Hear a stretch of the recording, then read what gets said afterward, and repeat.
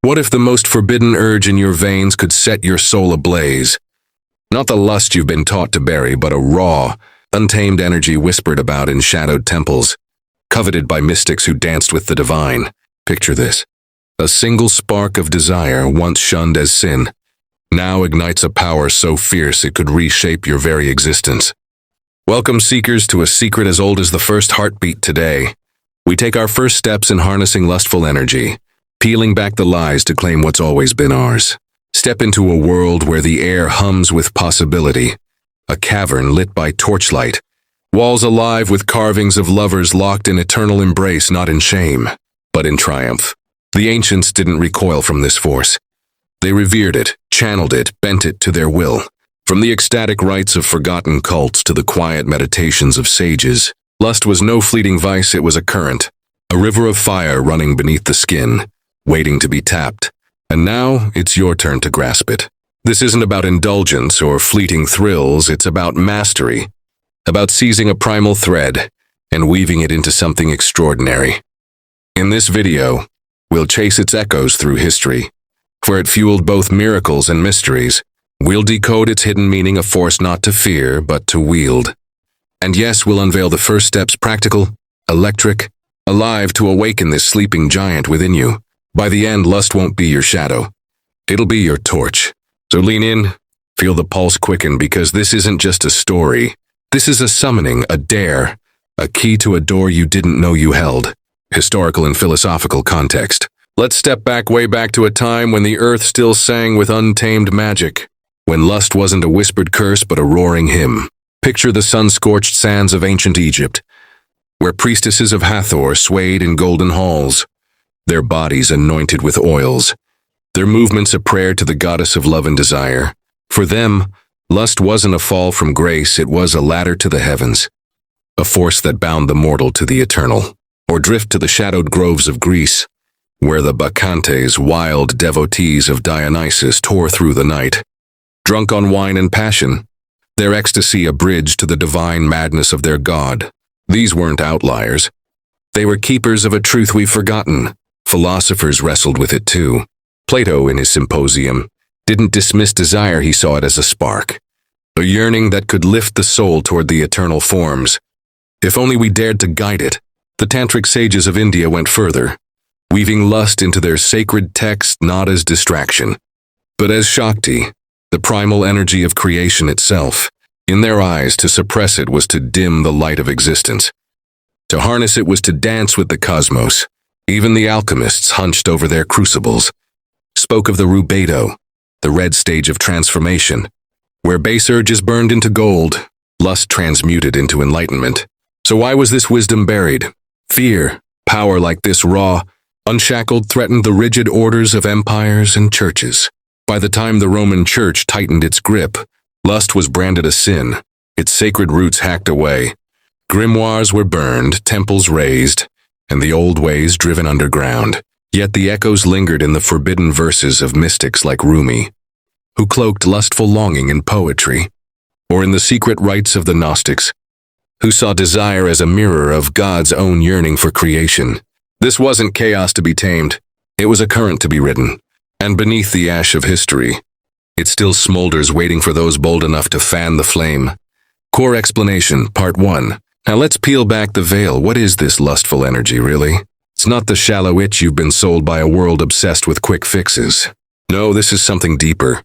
A river of fire coiled at the base of your spine, pulsing with every heartbeat, every stolen glance. The ancients had names for it, Kundalini in the East, Eros in the West, but they all pointed to the same truth. Lust is life force, raw and unfiltered, the primal hum that drives creation itself. It's the spark that flares when two souls brush against each other, the heat that rises when you stand on the edge of wanting. But here's the secret they knew, and we forgot: it's not meant to consume you, it's meant to be ridden. Think of it like a wild horse. Left unchecked, it'll buck and bolt, dragging you through the dust of fleeting thrills or hollow regrets. But learn its reins, and it becomes a steed to carry you beyond the ordinary into clarity, power, even transcendence. The first step isn't suppression or indulgence. It's awareness. Feel it move in you right now as you sit there, that quickening pulse, that flicker of heat when your mind wanders to something or someone you crave. It's not random. It's a signal, a thread connecting your body to something vast. The mystics saw it as a mirror of the universe's own longing stars, birthing stars, oceans pulling at the moon. You're not separate from that dance. You're part of it. Here's where it gets practical yet profound. This energy doesn't just live in the bedroom or the fleeting. Chase, it's in every desire, every hunger. The artist's lust for the perfect stroke, the seeker's ache for truth, they're the same current, reshaped. The first key is to name it, to stop running from it. Sit with it. Breathe into it. Picture an ember glowing in your core, not to smother, but to stoke. What does it want? Where does it pull you? Don't answer yet, let the question simmer. Because this is just the beginning. The spark before the blaze. Ready? Core explanation, part 2. Let's dive deeper now past the surface, into the hidden currents where lustful energy reveals its true face. This isn't just a flicker of want. It's a paradox, a sacred riddle. The Tantric masters called it the union of opposites, Shiva and Shakti. Stillness in motion, the masculine and feminine coiled in one breath. They didn't see lust as a straight line to a single goal. They saw it as a spiral, a dance that loops inward and outward, pulling you toward both the divine and the dirt. It's why the uninitiated stumble, they chase the peak and miss the valley. The quiet power beneath the roar. But you're here to see both. There's a myth we need to shatter. That lustful energy is only carnal. A beast to leash or unleash. That's the lie that kept it locked away. The Gnostics whispered otherwise, they saw it as pneuma. The breath of spirit animating flesh, a longing not just for bodies but for the infinite. Ever wonder why desire can feel like torment and ecstasy at once? It's because it's a messenger, tugging at your edges, daring you to expand. The alchemists knew this too, their conjunctio. The sacred marriage wasn't just about gold. It was about fusing base urges with higher will, turning leaden craving into luminous intent. Lust untamed scatters. Lust directed creates. Here's a buried truth to chew on. The old rites didn't. Shy from the body, they leaned into it. In Sumer, priestesses of Inanna wielded their sensuality like a blade, channeling it to bless fields and warriors alike. The Orphic hymns of Greece sang of Eros not as a cherub, but as a cosmic force binding chaos into form. Even the forbidden texts of the medieval mystics like Hildegard of Bingen hint at a greening power, a vital surge tying earth to ether. This energy isn't sin, it's the pulse of existence. So why does it scare us? Because it's wild, uncontrollable by dogma or decree. And that's exactly why it's potent, because it demands you face it, not flinch. What lies on the other side? That's the question we'll carry into the fire next. Ready? Practical application. So how do you take this wild, shimmering thread of lustful energy and weave it into your life? It's not about grand altars or secret societies, though the ancients loved their flair. It's about meeting it where you stand, in the quiet of your own skin. Let's start simple yet potent, 3 steps to awaken and harness this force. These aren't rules carved in stone. They're invitations, sparks to kindle your own fire. Ready? Step into the circle. First, the breath of awakening. Sit somewhere still, your room, a forest, anywhere the world won't tug at you. Close your eyes. Breathe deep, slow, deliberate down into your belly, then lower where the embers glow. Picture that heat, that pulse of want. Maybe it's a memory, a face, a dream. Don't judge it. Let it rise. Now, instead of chasing or squashing it, guide the breath along your spine, up to your chest, your crown. Second, the mirror of intent. Grab a small object, a stone, a ring, something yours. Hold it. Think of a desire, not just the surface itch, but what it's really reaching for. Lust for beauty might mean creation. Lust for another might mean connection. Whisper that deeper intent into the object. I channel this into growth. Carry it with you. Touch it when the energy surges. Remind yourself it's not the craving that rules, but the purpose you've set. The old shamans used talismans this way, anchors to steer the untamed. Third, the ritual of release. At night, light a candle red if you've got it for the rubedo's fire. Sit before it.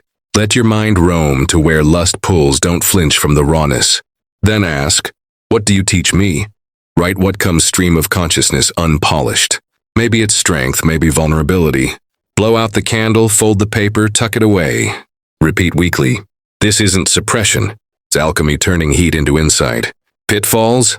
Distractions, the big one. Modern life loves to drown this work in noise. Start small, stay consistent.